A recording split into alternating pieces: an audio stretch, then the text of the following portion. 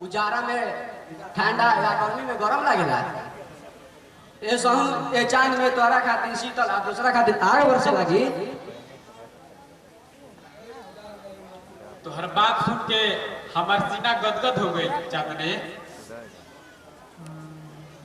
अच्छा छोरा ये सब बात ये बताओ कि तोहार फार्म भराई कि ना? ना चांदनी,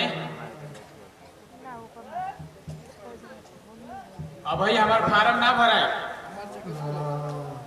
काहे तोरा पढ़े के मन नहीं खे?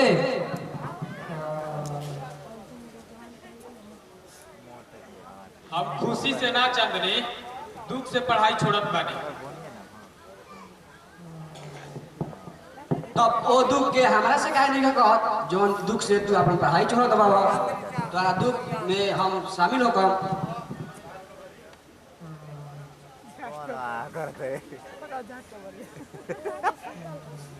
आज हमरा भरी एगो किताब नहीं कि हम पढ़ी, और जब हम पढ़बे ना करब तो परीक्षा के तैयारी कैसे करब? जवन तोहरा भी मजबूरी होके हमरा साफ साफ तू खोल के काहे नहीं कहत? चांदनी, हमरा भी रुपया पैसा नहीं थे। जब तोहरा भी रुपये ना रहे तो हमरा से काहे ना कहत रही? ला है पैसा जाके फार्म भर दो। ना चांदनी, ना, हमरा पैसा ना चाहिए। हमरा पर ऐसा एहसान मत कर। हम तोहरा पर एहसान नहीं करब प्रकाश। हम अपन संगतिया के मुसीबत में मदद कर चाहत बानी।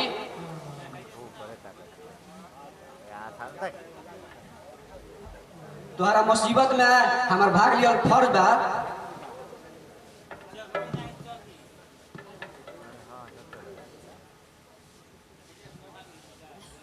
अरे इतना पैसा हम क्या करब? फार्म भरे में तो मात्र 500 रुपया लागत बा।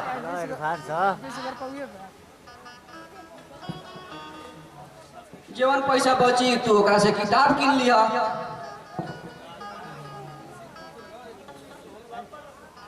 अच्छा ठीक बा।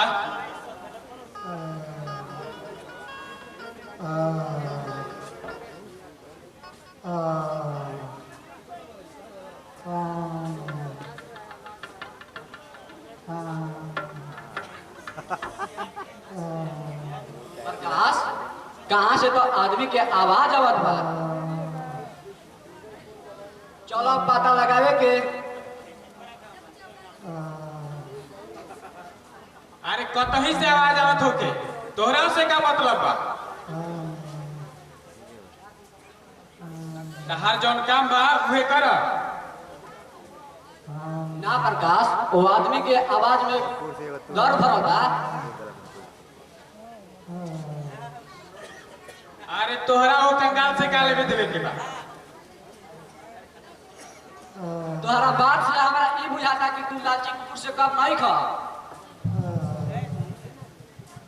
तू एकदम सच कहत बाड़ू चांदनी। आज के युग ऐसा आ गई बा कि कोनो आदमी लालच से बचल नहीं थे। तू एकदम झूठ कहत बाबा। लंका में सब राक्षसे ना रहन, ओकरा में भविष्य जरूर रहन। एकर मतलब कि तू अपना के भविष्य समझत बाड़ू? तुम्हारा विश्वास नहीं के हो? एक दिन हम भविष्य साबित करके जरूर दिखाई। अच्छा छोड़ा ये सब बात, चलो आदमी के भीड़ पता करे के। अच्छा चलो चलो जाओ।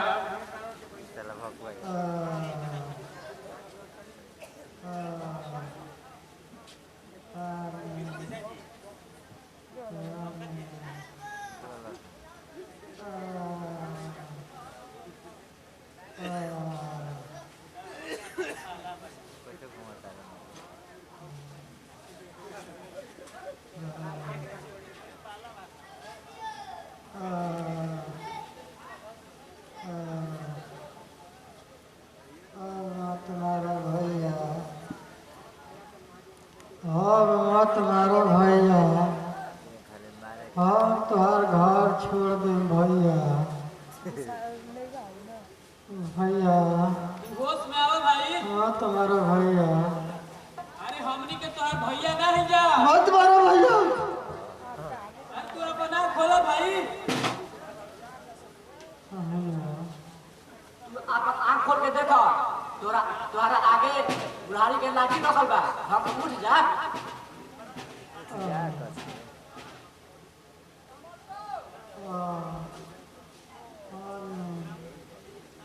पानी पानी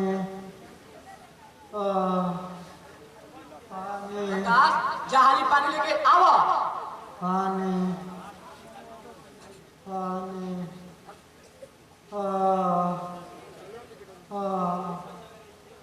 पानी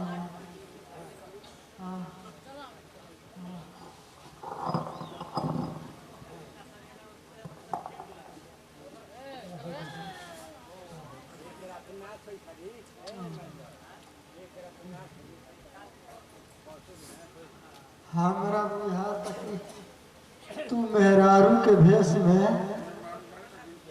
जलाद बन के आइल बारू। राजू भैया ना तू हमरा के जलान मत समझ।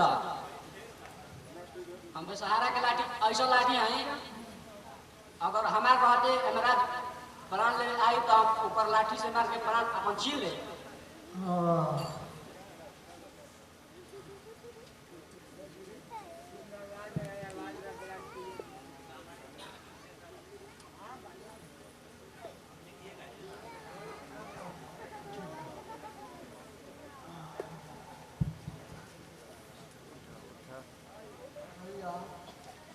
अब तू लोग जा सकल जा, हम धीरे धीरे चल जाए। तुहरा कतहू नहीं के जाए के, हम तुहरा के अपना घरे ले चलम। ना हम तोहरा संगे जाए लायक नहीं छी, हमार देह में सही मोहब्बत है। बाप खोला गोली लगा लो। हम तुहरा देह में चंदन ऐसा महक भर देम, तू घबरा मत, आराम कर।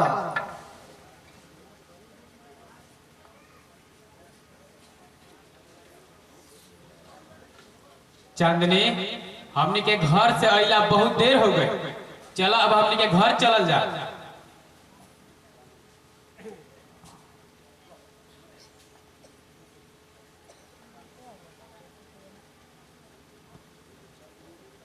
हमनी के चल गिला पर इनकर का हाल होई? इकरो के घरे ले चले के।